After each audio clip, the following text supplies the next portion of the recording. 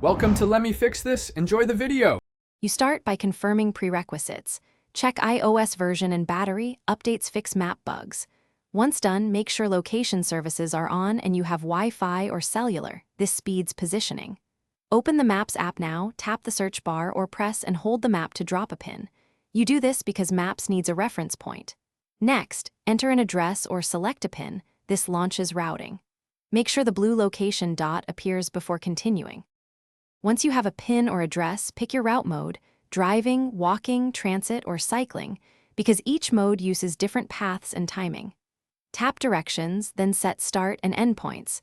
Change departure versus arrival if you need to plan for a specific time. To refine the route, add stops or drag a route segment. This helps if you must pass a landmark.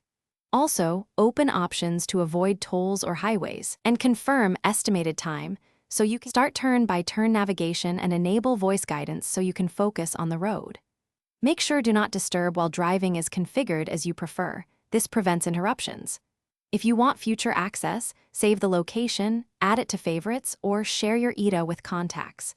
If directions seem wrong, toggle location services, relaunch maps, or restart the iPhone. These often clear temporary issues. If problems persist, reset network settings to fix GPS or data problems. Do this.